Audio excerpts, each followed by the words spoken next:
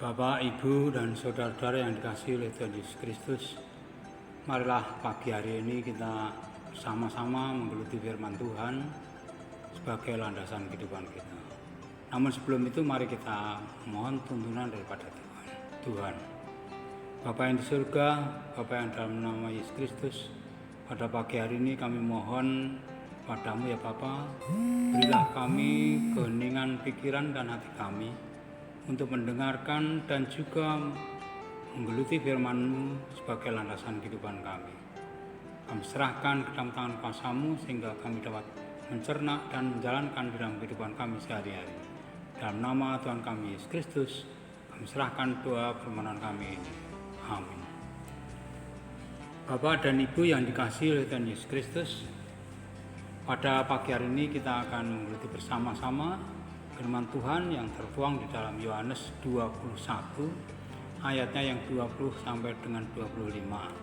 Namun kami ambilkan satu ayat sebagai nats pada pagi hari ini, yaitu yang ayat yang ke-21.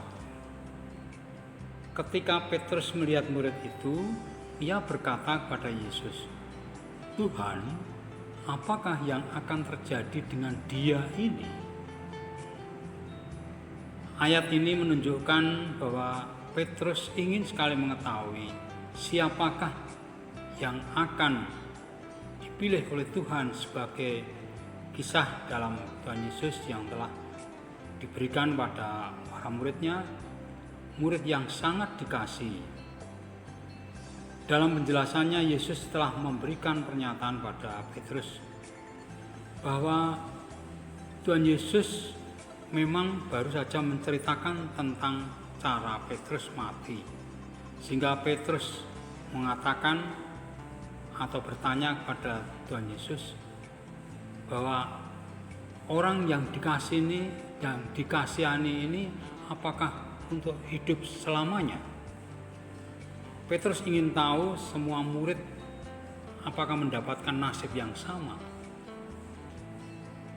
Terlepas dari itu, memang Tuhan Yesus telah memberikan perintah dan juga memberikan gambaran tentang kematian Petrus.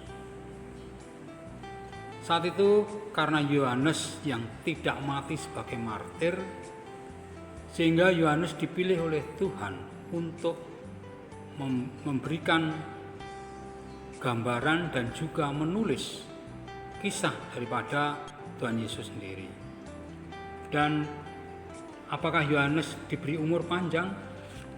Tuhan Yesus pun menjawab itu tidak. Bukan seperti itu maksudnya. Maksudnya yaitu memberikan gambaran pada Petrus tentang semua orang akan dipanggil oleh Tuhan. Terlepas dari ini, mari kita kesampingkan pertanyaan Petrus tadi. Bagi kita semuanya, Bapak, Ibu, dan saudara-saudara sekalian yang saat ini hidup di dalam zaman akhir, kita harus mewaspadai. Kita diberi peringatan dari Tuhan. Kapan Tuhan memanggil kita? Untuk itu kita harus berjaga-jaga. Tidak tahu kapan pun, entah satu hari, satu minggu, satu bulan, bahkan bertahun-tahun juga, itu adalah prerogatif Tuhan. Sehingga kita hanya mempersiapkan diri kita. Memang banyak orang mengira-ngira tentang kematian. Namun kematian bukan dari orang-orang ataupun orang yang tahu paranormal dan lain sebagainya. Tuhan memanggil kita setiap saat. Sudah dituliskan oleh Tuhan. Bapak, Ibu, dan saudara-saudara sekalian, di dalam menjalani hidup pada akhir zaman, di dalam menanggapi kita untuk menghadapi panggilan Tuhan ini, kita harus bersama-sama untuk tetap berpegang teguh pada Tuhan Yesus, pada salib Kristus yang telah menebus kita. Namun apa yang akan kita lakukan? Kita yang telah ditebus dari cengkraman dosa, apakah hanya percaya saja? Kita diwajibkan oleh Tuhan untuk dapat berkarya, untuk dapat berbuah bagi diri kita dan juga bagi orang lain. Untuk itu kita harus bisa mengekspresikan diri kita untuk berbuat baik, untuk berbuat seperti teladan Kristus, sehingga di dalam diri kita masing-masing kita tetap memuliakan nama Tuhan dengan ekspresi kelakuan kita di dunia ini dengan sesama, apalagi kita harus bisa menjalankan hukum Tuhan, yaitu hukum kasih, yang terutama kita harus bisa mengasihi sesama manusia seperti diri kita sendiri. Memang ini tugas yang berat, namun kita harus berusaha agar apa yang kita lakukan ini dapat menjadikan tuntunan bagi orang lain, dapat menjadikan sinar bagi orang lain bahwa kita hidup dengan teladan Kristus, berbuat baik, sampai saatnya kita akan mendapatkan gambaran bahwa kita akan diberikan kekuatan dan kita akan bersama-sama dengan Kristus nantinya. Bapak, Ibu, dan Saudara yang dikasihi oleh Tuhan Yesus Kristus, hidup dan mati semuanya adalah kuasa Tuhan sendiri, bukan manusia yang menentukan.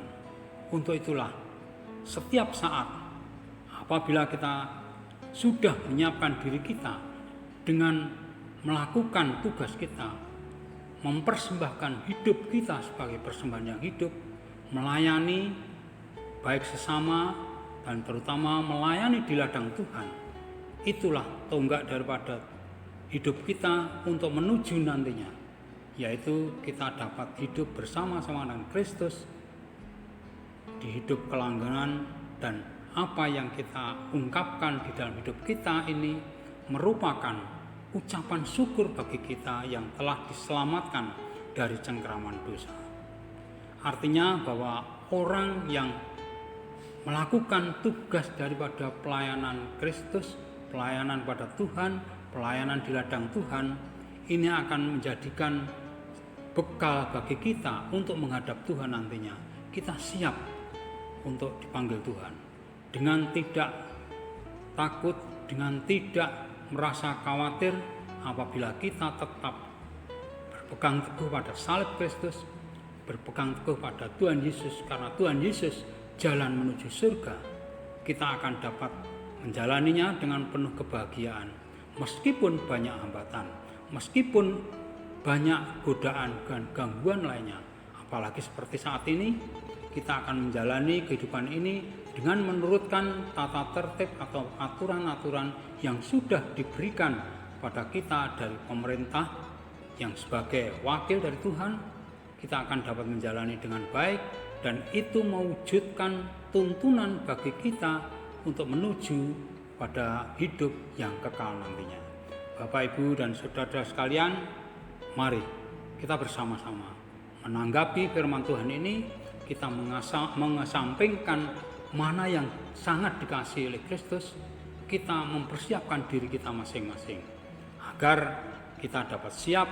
Tidak perlu kita takut tentang kematian, namun kematian itu adalah kebahagiaan bagi kita karena hidup kita ada Kristus. Untuk itu mari kita berkarya, kita berpelayanan, dan kita berbuat baik kepada siapapun juga, sehingga kesiapan kita akan dapat dilihat oleh Tuhan. Berarti kita sudah siap untuk menghadapi panggilan Tuhan di akhir nanti. Semoga apa yang menjadikan tolak ukur daripada ini dan tonggak kita untuk hidup baik, kita akan mendapatkan uluran tangan bersama-sama dengan Tuhan menuju ke kelanggengan atau surga yang baka. Semoga Tuhan memberkati kita dan kita siap untuk berkarya, berpelayanan. Tuhan memberkati. Amin. Mari kita tutup dengan doa. Maha besar Allah Bapa yang di surga, kami mengucapkan terima kasih karena Engkau telah memberikan tuntunan bagi kami dengan firman-Mu. Kita tidak akan menyia-nyiakan hidup kita di akhir ini. Untuk menghadapi panggilan-Mu, kami siap melayani-Mu, kami siap berpelayanan di ladang-Mu, kami siap berbuat seperti teladan Kristus bagi kami semuanya. Kami serahkan kehidupan kami dalam tangan kuasa-Mu, kiranya Bapa menuntun langkah-langkah kami. Ampunilah segala dosa yang terselip di dalam kami menanggapi, mengerti, dan membaca firman-Mu ini, sehingga kami akan merasakan damai sejahtera di dalam kehidupan kami sehari-hari. Dan terutama bagi kami akan siap untuk melayani di ladang-Mu. Dalam nama Putra-Mu yang tunggal, Tuhan kami Yesus Kristus, kami serahkan doa permohonan kami ini.